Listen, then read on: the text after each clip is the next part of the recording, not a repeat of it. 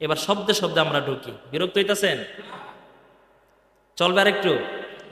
আলহামদুলিল্লাহ রব্বিল আলামিন, শুরুতে কি আছে? আলিফ লাম আছে শুরুতে। এই আলিফ লামের এটা মনে এমনি এমনি না, আলিফ এবং লাম অনেক শব্দ যারা কোরআন তেলাওয়াত করেন দেখবেন যে অনেক শব্দের শুরুতে আলিফ লাম থাকে। আলিফ লাম আপনার অনেক ধরনের হয়ে থাকে, তোর মধ্যে এক ধরনের আলিফ লাম হইল আপনার এটাকে নির্দিষ্ট করার জন্য আসে। যেমন মনে করেন আমি বললাম যে সাআতুন, ওই যে একটা ঘড়ি, আরবিতে কি বলে? সাআতুনকে কি বলে? ঘড়ি বলে। তা আমি বললাম সাআতুন, ঘড়ি, একটি ঘড়ি। আসসাআহ আলিফ লাম যুক্ত করে বললাম, তাহলে ঘড়িটি। আলিফ লাম ছাড়া যদি বলি সাআতুন, একটি ঘড়ি। এখন এই একটি ঘড়ি যে কোনো ঘড়ি হতে পারে, আমার হাতেরটা হতে পারে, ওইটা হতে পারে, এইটা হইতে পারে, যে কোনো একটা ঘড়ি হতে পারে। না কেরা অনির্দিষ্টভাবে বুঝাইতে গেলে শব্দ আলিফ লাম ছাড়া উচ্চারিত হয়। সাআতুন বা কলামুন, কলামুন মানে কলম, কলামুন বলল তাহলে যে কোনো একটা কলম হতে পারে। যখন আপনি শুরুতে আলিফ লাম লাগাই দিবেন, এই যে এটা গ্রামারে ঢুকছি, গ্রামারে একটু মাথা খাটাইতে হবে এখন। এত তো মজা পাইছেন, এবার একটু মাথা খাটান। তো যখন কলামুনের সঙ্গে যখন আপনি শুরুতে যখন আলিফ লাম যুক্ত করবেন, আল কলামু, আল কলামু, তখন এটা অন্য কোনো অনির্দিষ্ট কোনো কলমকে বুঝাবে না, আপনি যেটাকে নির্দিষ্ট করবেন ওইটাকেই বুঝাবে। যেমন আল কলামু, এই কলমটাই হবে, কারণ এই কলম বাদ দিয়ে আপনি অন্য কোনো কলম বুঝাইতে পারবেন না। তো আল হামদু, এটা একটা আলিফ লাম আসে নির্দিষ্ট করার জন্য। আবার আলিফ লাম কখনো কখনো আসে আপনার সমস্ত কিছুকে সামিল করার জন্য। যেমন আল কলামু, একটু আগে অর্থ করলাম কলমটি নির্দিষ্ট। এখন আল কলামু, এটা যে আলিফ লামটাকে আমি ইস্তেক রাখি নেই, যে সব কিছুকে সামিল করার অর্থে যদি নেই, তাহলে হবে সমস্ত কলম, যত কলম আছে সমস্ত কলম। তাহলে আলিফ লাম দুই প্রকার আপনাদেরকে বুঝাইলাম। একটা আলিফ লাম আসে শুরুতে নির্দিষ্ট করার জন্য, আবার কখনো কখনো আলিফ লামটা আসে সমস্ত জাতিকে বোঝানোর জন্য। তাহলে আল কলামু কলমটি, আল কলামু সমস্ত কলম। এতটুকু বুঝছেন ভাই? তাহলে হামদু শব্দের অর্থ হলো প্রশংসা। হামদু শব্দের অর্থ কি? হামদু শব্দের অর্থ, ঘুমায়েন না, আলহামদু, মাশাআল্লাহ, সমস্ত প্রশংসা, সুবহানাল্লাহ বলেন। আলিফ লাম আসার কারণে যে হা মিম দাল, হামদু অর্থ কি ছিল? প্রশংসা, সাধারণ প্রশংসা। আপনি যখন শুরুতে আলিফ লাম যুক্ত করে দিলেন আলহামদু, এখন অর্থ কি হবে? মাশাআল্লাহ, সব দিয়ে তাফসীর বি দিয়ে গেছে, মুফাসসির হয়ে গেছে। আলহামদু থাকার কারণে সমস্ত প্রশংসা। তাহলে এবার আলহামদু, আল আলিফ লামের ব্যবহারটা একটু বুঝে আসছে তো ভাই? মাশাআল্লাহ, আল্লাহ কবুল করুক। তাহলে আলহামদু সমস্ত প্রশংসা কার জন্য হবে? কারণ আল্লাহর প্রশংসা দুনিয়ার ভিতরে হবে, কম হবে না বেশি হবে? বেশি বেশি করে আল্লাহর প্রশংসা পছন্দ করেন কে? একদিন বিশ্বনবী রহমাতুল লিল আলামিন সালাম ফিরানোর পর এবার সাহাবীদের দিকে মুখ করে বসলেন, ডাক দেয়া বলেন, ও আমার সাহাবীরা, কে তোমাদের ভিতরে আমি দেখলাম আমি যখন রুকু থেকে সামি আল্লাহু লিমান হামিদা, সামি আল্লাহু লিমান হামিদা, এটা প্রশংসনীয় একটা বাক্য। অর্থ হলো সামি আল্লাহ, আল্লাহ শুনেছেন, লিমান হামিদা, যার প্রশংসা করা হয়েছে, এটা হচ্ছে এটার অর্থ সামি আল্লাহু লিমান হামিদা, যে আল্লাহ পাক শুনেছেন কার প্রশংসা করা হয়েছে, এটা আল্লাহ পাক শুনেছে। তো এই যে সামি আল্লাহু লিমান হামিদা যখন ইমাম বলে, তখন মুক্তাদিরা কি বলে? রব্বানা, অর্থ কি? হে আমাদের রব, লাকাল হাম, সমস্ত প্রশংসা আপনারই। রব্বানা লাকাল হাম অর্থ কি? হে আমাদের রব, সমস্ত প্রশংসা আসলেই আপনার। এটাই মুক্তাদিরা বলে। তবে এটার সাথে আরেকটা চারটা শব্দ বাড়াইয়া একটা সাহাবী ওই দিন বলছে নামাজের ভিতরে। এবার নবীজি বলতেছে, এ আমার সাহাবীরা, আমি নামাজ পড়াইলাম, পিছনে দেখলাম একজনে রব্বানা লাকাল হামদ বলার পর আবার চারটা শব্দ বাড়ায় বলল, হামদান কাসীরান তাইয়িবান মুবারাকান ফি। কেডায় পড়ছে এটা তোমাদের ভিতরে? মানে সমস্ত সাহাবীরা চুপ করে রয়েছে, কেউ আর বলে না। নবীজি বলতেছে, কে বলছো বলো? কেউ বলে না। এবার নবীজি বলতেছে, ভয় নাই, আমি তোমাদেরকে অভয় দিলাম, কে আছো বলো, কোনো ভয় নাই। এক সাহাবী কোন রকম হাত তুলছে ভয়ের সাথে, ইয়া রাসূলুল্লাহ, আমি তো ওই শব্দটা বলছি। তো নবীজি বলেন, কি ব্যাপার, আমি তো ইতিপূর্বে এই শব্দ তোমাদেরকে শিক্ষা দেই নাই? তুমি এটা বললা কেন? হামদান কাসীরান তাইয়িবান মুবারাকান ফি, অর্থ কি? এ আল্লাহ সমস্ত প্রশংসা আপনার, হামদান অনেক বেশি প্রশংসা, কাসীর অনেক বেশি, তাইয়িবান পবিত্র এবং সুন্দর, যত রকমের ভালো কাজ আছে সব কিছু আপনার, তাইয়িবান মুবারাকান বরকতপূর্ণ, সব কিছু এইরকম সুন্দরভাবে আরো 4টা শব্দ বাড়াইছে, হামদান কাসীরান তাইয়িবান মুবারাকা, 4টা শব্দ বাড়াইয়া আল্লাহর প্রশংসা করছে সে। নবীজি বলেন তোমাদেরকে এই 4টা শব্দ তো তোমার শিখাই নাই, এই 4টা শব্দ তুমি কেন বললা? ওই সাহাবী নবীকে উত্তর দেয়, ওগো নবী, যখন আমি আল্লাহর প্রশংসায় রব্বানা লাকাল হামদ বলি, এতটুকুই আমার পোষায় না, আমার বেশি বেশি প্রশংসা করতে মনে চায়। এই কথা শোনার পর নবীজি বললেন, ও সাহাবী, তুমি জানোনি বিদউ ওয়া সালাসুনা মালাইকা, বিদউ ওয়া সালাসুনা মালাইকা, 30 জনেরও অধিক ফেরেশতা তোমার এই 4টা শব্দের যে সওয়াব হয়েছে, এই সওয়াবগুলোকে আল্লাহর কাছে নেয়ার জন্য তারা প্রতিযোগিতা লাগাই দিছে। এজন্য একটা আমল শিখলাম, রুকু থেকে ওঠার পর ইমাম সাহেব যখন দাঁড়াইবে রব্বানা লাকাল হামদ আমরা বলবো, সময় পাইলে আমরা কি পড়ব? হামদান কাসীরান তাইয়িবান মুবারাকান ফিহি। ঠিক আছে ইনশাআল্লাহ? তাহলে প্রশংসা বেশি বেশির মালিক একমাত্র কে? আল্লাহ পাক তার নিজের প্রশংসা শুনতে অনেক বেশি ভালোবাসে। আলহামদু, সমস্ত প্রশংসা কার? এই কারণে এই সূরাটার আরেকটা নাম সূরাতুল হামদ, প্রশংসার সূরা। সুবহানাল্লাহ। লিল্লাহ, কার জন্য? লি, লামজের লি, লামজের লি, লামজের লি, এটা হরফে জর, এটার অর্থ হলো কারণ বুঝায়। এই হরফে জর আসার কখনো কখনো কারণ বুঝায়, কখনো কখনো জন্য বুঝায়। বাংলা আমরা জন্য লিখি না, এই জন্যর অর্থ দেয় লামজের লি। কিছু কিছু ব্যাকরণ বুঝাইতেছে, সামান্য টুকটাক, এগুলো আমরা ইনশাল্লাহ আলোচনা করব। তাহলে সমস্ত প্রশংসা লিল্লাহ, কার জন্য? আল্লাহ রব্বুল আলামিনের জন্য। আল্লাহ পাকের নাম, জাতি নাম কি? আল্লাহ। জাতি নাম কি? আল্লাহ এমন এক নাম, আল্লাহ রব্বুল আলামিনের এমন একটা নাম। সূক্ষ্ম একটা তথ্য আপনাদেরকে দেই। মোল্লা আলী কারি রহমতুল্লাহি আলাইহি বলেন, আল্লাহ রব্বুল আলামিনের এত এত নাম থাকতে আল্লাহ, এই নামটা আল্লাহ পাক কেন নিয়ে আসলেন? কারণ আল্লাহ রব্বুল আলামিনের এমন এক জাতি নাম, এই লামের ভিতরে যে অক্ষরগুলো পড়ে শুনেন, আলিফ লাম লাম হা। আল্লাহ, আলিফ লাম লাম হা, আলিফ লাম লাম হা, এটা কার নাম? আল্লাহ রব্বুল আলামিনের নাম। যেই নামের ভিতরে আল্লাহ রব্বুল আলামিন সমস্ত যত নাম রয়েছে, সিফতি নাম রয়েছে, সমস্ত সিফতি নামগুলোকে প্যাকেট করে আল্লাহ পাক এই আল্লাহ শব্দের ভিতরে ঢুকাইয়া দিয়েছে।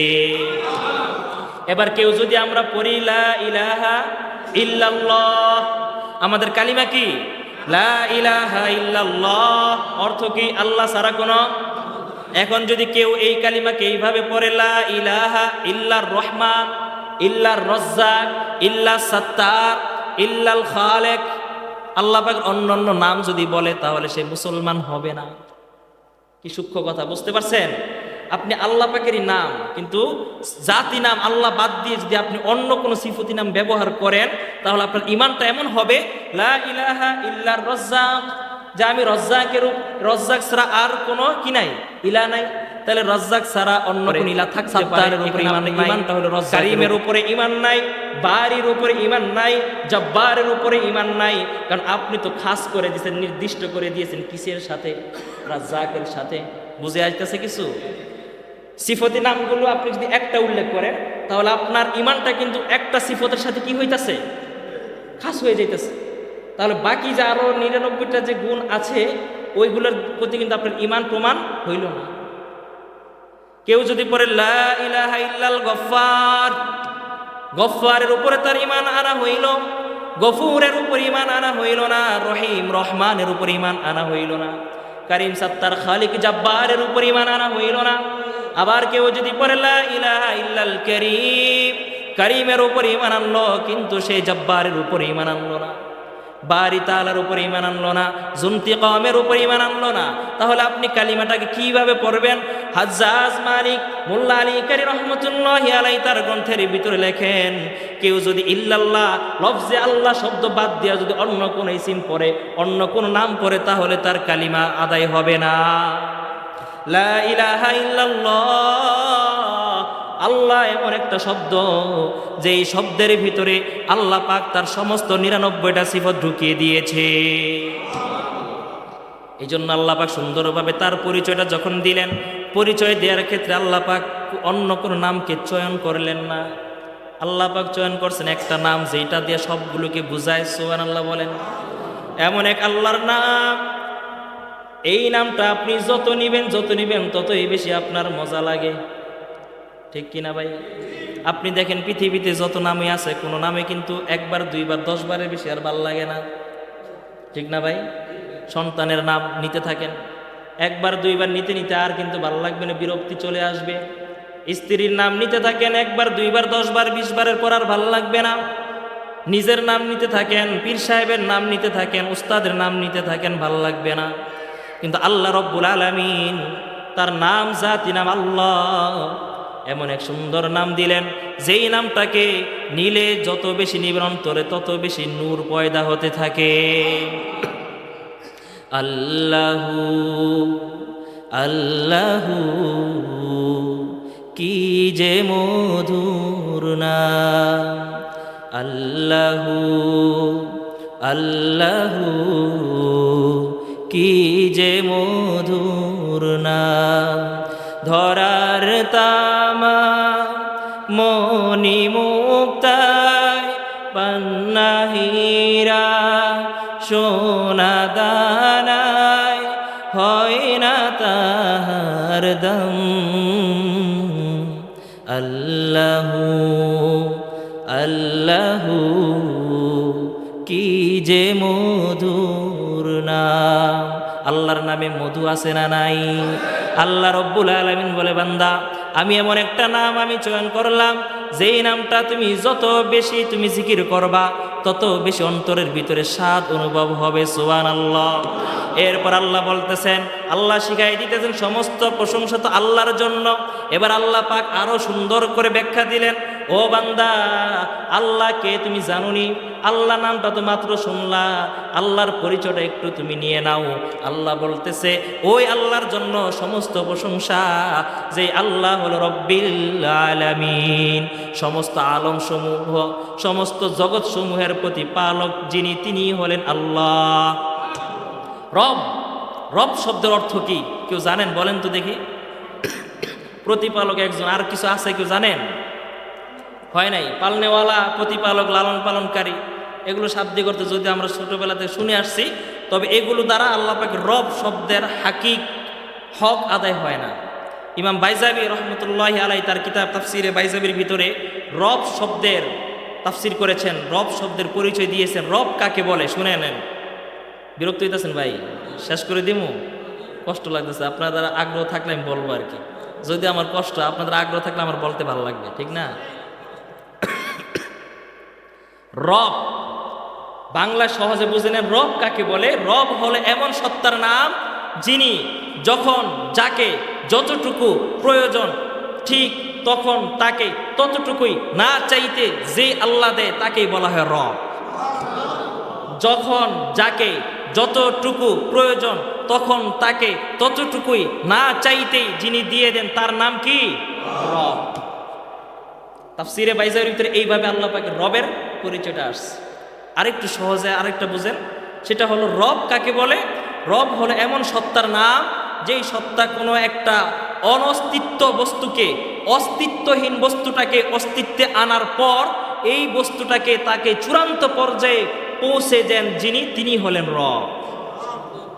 আরেকটু বুঝেন, অস্তিত্বহীন বস্তুটাকে অস্তিত্ব দেওয়ার পর এবার এটাকে চূড়ান্ত পর্যায়ে গন্তব্যে যে আল্লাহ পৌঁছে দেন, ওই আল্লাহর নামে কি? রব। আচ্ছা বলেন তো, যেই লোকটার বয়স আজকে বর্তমানে 60 বছর, কথার কথা, 61 বছর আগে তার কি নাম ছিল? তার কোনো অস্তিত্ব ছিল? কথা কি বোঝা যায় ভাই? একটু মেধা খাটায়েন। 60 বছরের বয়সের লোকটা 61 বছর আগে তার কোনো কি ছিল না? অস্তিত্ব ছিল না। এখন বর্তমানে সেই এলাকার ভিতরে হাজী সাহেব, এখন বর্তমানে সেই এলাকার ভিতরে মাতবর সাহেব, এখন বর্তমানে সেই এলাকার ভিতরে কারো বাবা, কারো চাচা, কারো ভাই, কারো স্বামী, কারো সন্তান, ঠিক কি না? এই পরিচিত ব্যক্তিটার এই অস্তিত্বটার 61 বছর আগে কোনো কি ছিল না, অস্তিত্ব ছিল না। এই আপনাকেই অনিশ্চিত থাকা অবস্থায়, অস্তিত্বহীন থাকা অবস্থায় যে আল্লাহ পাক আপনাকে দুনিয়ার বুকে অস্তিত্ব দিল, অস্তিত্ব দেওয়ার পর একসাথে হুট করে কি আপনাকে 60 বছর নিয়ে আসছে? আপনাকে ধাপে ধাপে ধীরে ধীরে আনছে না? যেই আল্লাহ অস্তিত্বহীন বস্তুটাকে অস্তিত্ব দেন, অস্তিত্ব দেওয়ার পর এটাকে তার গন্তব্যে মানে ইলা আজালি মুসাম্মা, মৌত পর্যন্ত। গন্তব্য মানে কি? মৌত পর্যন্ত পৌঁছে দেওয়ার জন্য যখন যতটুকু প্রয়োজন ঠিক তখন ততটুকু না চাইতেই যিনি দিয়ে দেন তিনি কে? রব। এটা হলো রব শব্দের অর্থ। রব শব্দের অর্থ হলো এটা। আচ্ছা বলেন তো দেখি, আমরা যখন মায়ের পেটে ছিলাম আমরা খাবার দাবার ছিল কি না? আরে ছিল মিয়া। খাবার দাবার দিয়েছেন কে? অক্সিজেনের ব্যবস্থা মায়ের রেহেমের ভিতরে করে দিলেন কে? আপনি কি কোনোদিন আল্লাহর কাছে অক্সিজেন চাইছিলেন নি? খাবার চাইছিলেন মনে হয়, আলো বাতাস চাইছিলেন? আবার দেখেন মায়ের পেটের ভিতরে যে রক্ত নাপাক কিছুগুলো থাকে, একটা নবজাত শিশুর মুখ দিয়ে কিন্তু এগুলো একটা নাপাকও ঢোকে না। আপনি কি আল্লাহকে বলছেন আল্লাহ আমার ঠোঁট দুটা মিলাইয়া দেন? বলছিলেন মনে হয়। কিন্তু আল্লাহ পাক ঢুকাই দিলে কষ্ট হইতো, কিন্তু ঢুকায় নাই। না চাইতে কে দিয়েছে? যে আল্লাহ মায়ের পিঠে আপনাকে সুন্দরভাবে লালন পালন করলে আপনি চান নাই কোনোদিন। এরপরে আল্লাহ রব্বুল আলামিন মায়ের পেটের ভিতরে থাকা অবস্থায় মায়ের নাভি থেকে একটা লাইন করে দিয়ে বান্দার ওই ছোট বাচ্চার শরীরের ভিতরে লাইন ঢুকাই দিয়া ওই খাদ্যনালীর মাধ্যমে কিন্তু ওই ছোট বাচ্চাটার ভিতরে খাবার দিয়েছে। আপনি কোনোদিন চান নাই। নির্ধারিত সময় 9 মাস 10 মাস যখন ওভার হয়ে যায়, এবার আল্লাহ রব্বুল আলামিন এবার বুঝলেন যে এবার তাকে বের হতে হবে। বের হওয়ার পর এবার ওই সন্তান কিন্তু চায় নাই, চাওয়ার পর সুন্দর নরম না গরম না শক্ত না সুন্দর খাবারের ব্যবস্থা করে দিলেন কে? আল্লাহ। এবার যায় 6 মাস 7 মাস 8 মাস যায়, এবারও কিন্তু বাচ্চার কিন্তু দাঁত হয় না। এবার 6 মাস যাওয়ার পর একটু পানি খায়, অন্য নরম 1 বছর যাওয়ার পর আলুগুলো ডলে ডলে দিলে মুখের ভিতরে দিলে সে খাইতে পারে। কিন্তু ওই বাচ্চাটাকে যদি আল্লাহ পাক ওই সময় যদি দাঁত দিয়ে দিত তাহলে সমস্যা কি হইতো জানেননি? দাঁত থাকলে ওই বাচ্চা শক্ত জিনিস কামড়াইতে চাইতো, অথচ তার পাকস্থলীটা নরম। এই নরম পাকস্থলীর ভিতরে যদি শক্ত খাবার যায় তার জন্য ক্ষতির কারণ হবে। এই কারণে দয়াময় আল্লাহ দয়া করে আপনার আমার দাঁত দেয় নাই। আপনি আমি চাইছিনি কোনোদিন? না চাইতে যখন যাকে যতটুকু দরকার না চাইতে ততটুকু দিয়ে যান, তার নাম কি? এবার আপনি একটু বড় হইলেন, 6 বছর 5 বছর হইলেন, এবার আপনি মোটামুটি মাছ খাইতে পারেন, গোশ খাইতে পারেন। এবার আপনার দাঁত ছাড়া চলতে কষ্ট হয়ে যায়, এবার আপনার দাঁত লাগবে।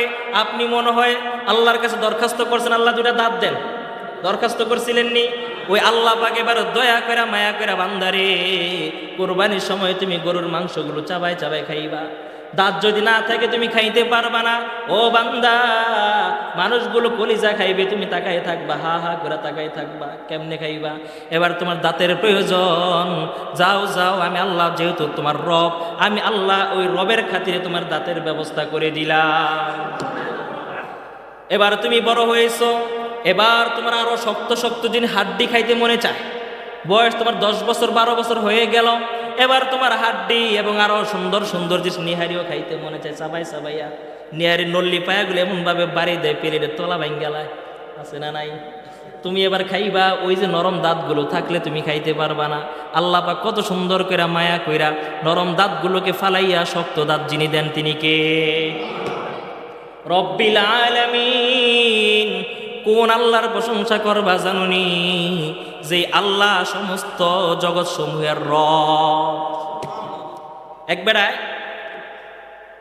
বট গাছের নিচে, ছোটবেলা গল্পটা শুনছি, সত্য না আমি তাল্লাই জানে গল্প, তবে এটার ভিতরে শিক্ষা আছে। এই বট গাছের নিচে বইয়া বিশ্রাম নিতেছে। মানুষ তো বিশ্রাম নেয় মোটামুটি বট গাছ এরকম ছায়াদার গাছের নিচেই তো নেয়, ঠিক না? তো সে শুয়ে রয়েছে চিৎ করে আকাশের দিকে তাকাইয়া, আর দেখে বট গাছে বটমূল, এখানে ছোট ছোট কয়েকটা বড়ের মতো কয়েকটা ফল। এখন সে বলতেছে আল্লাহ কি বেকুব নাকি, এত বড় মোটা গাছ, কি বিশাল বড় পাতা, ফল দিছে কি দূরা।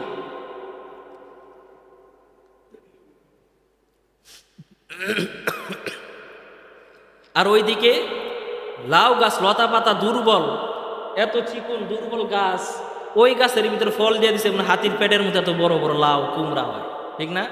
এটা আল্লাহ কি করলো? এটা তো কোনো মানানসই হইল না, বেমানান এটা হইল। তো এই চিন্তা করতে করতে আল্লাহর লগে তর্ক করতে করতে সে কোনটা ঘুমাইছে তার নিজেরও টের নেই।